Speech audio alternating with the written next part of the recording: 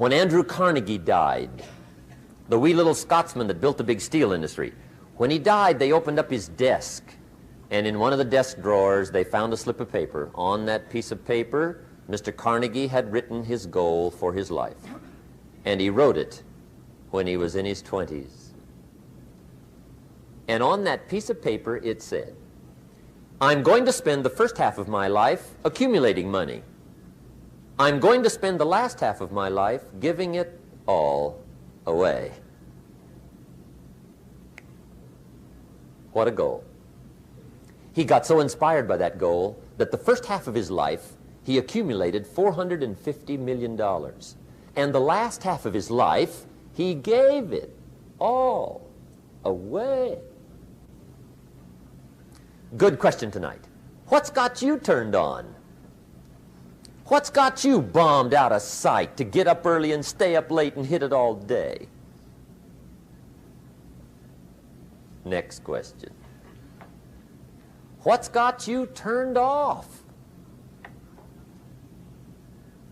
When I found the answers to those two questions, my life exploded into change. I finally found out what had me turned off, and I got that cured.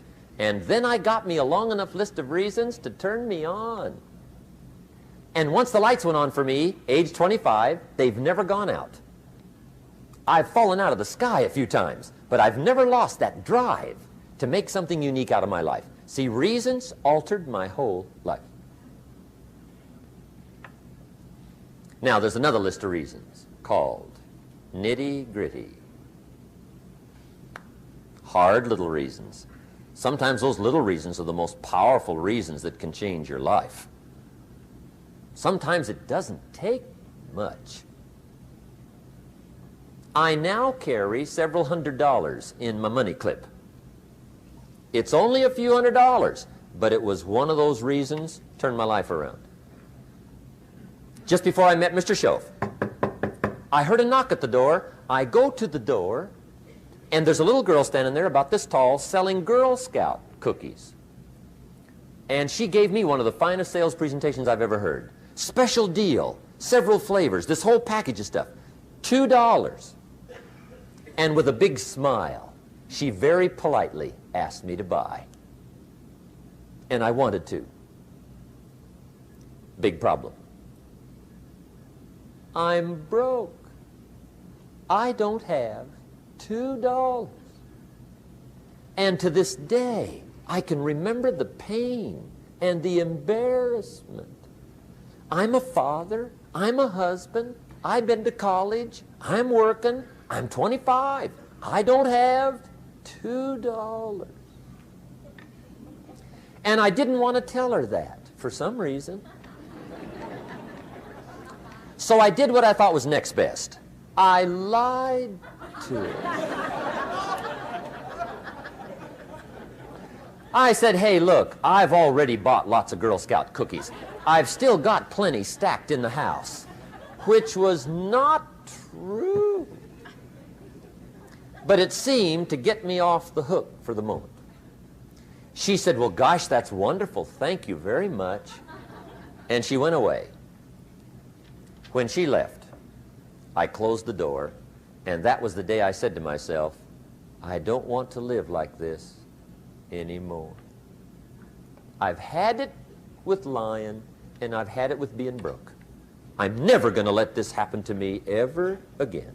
I promised that day I would work as hard as possible and would always carry plenty. It took me a little while, but now I do. It was one of those reasons.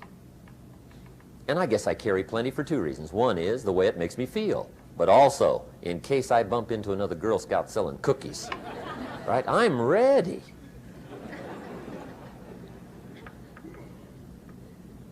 I walked out of the Bank of America one time up in Saratoga, California, where I used to live. Two little girls selling candy right outside the bank. Good place. Some girls' organization they're working for, right? I come walking out of the bank. This first little girl walks up to me. She said, mister, would you like to buy some candy? I said, I probably would. What kind is it? She said, it's almond roca. I said, my gosh, that's my favorite. She said, wonderful. I said, how much is it? She said, it's just $2. I thought, incredible. I said, how many boxes of that candy have you got? She said, 5. And her little friend was standing there. She was selling candy too. I said, how many boxes have you got? She said, I've got 4. I said, that's 9. I'll take them all. They said, really? I said, yeah, it's my favorite. I've got some friends. I'll pass them around. They got so excited, put all this candy together. I reached in my pocket, gave them the $18. When I've got the candy and they've got the money, that first little girl looks up at me. She says, Mister, you are really something. How about that? Can you imagine only spending $18 and have somebody look at you in the face and say, you are really something? Now you know why I carry heavy, right? I'm not going to miss anymore. It was just one of those reasons. Helped to change my life. One of my nitty-gritty reasons was budget finance. Budget finance used to grind my soul. Way back in those early days, I had fallen for one of those consolidation loans, where you take all your little hard-to-pay bills, put them into one big impossible-to-pay bill, right?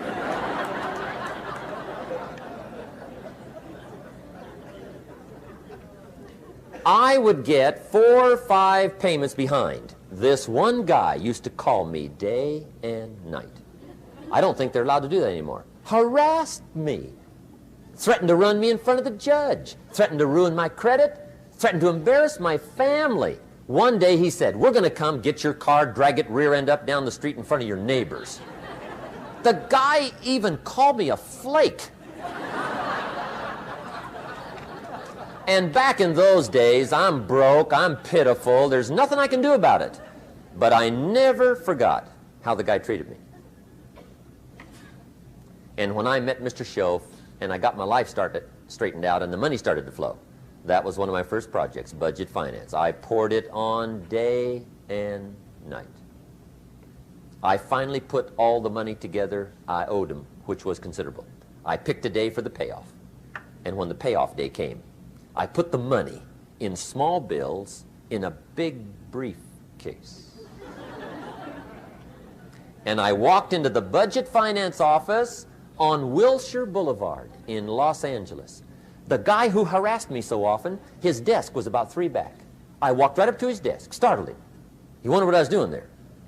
It was the first time I'd been there since I'd borrowed the money, right? Without saying a word, I opened up this briefcase, dumped this pile of money all over his desk. I said, count it. It's all there. I will never be back. And I turned around and stormed out. Now, that might not be noble, but if you haven't tried it, you've got to one time.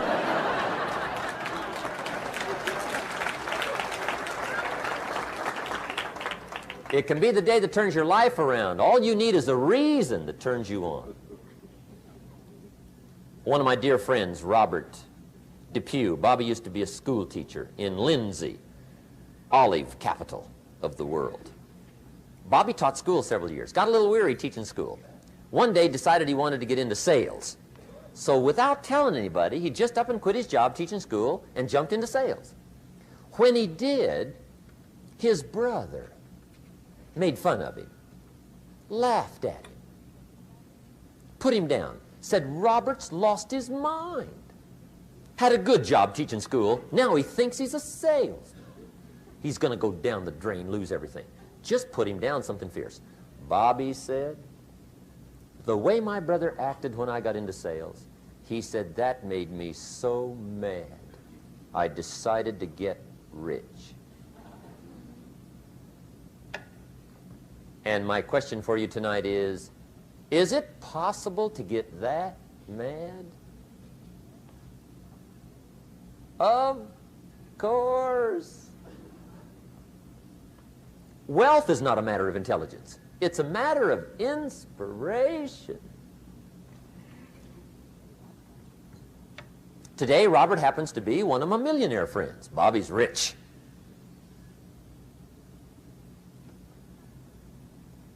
Frank Sinatra said one time, the best revenge is massive success.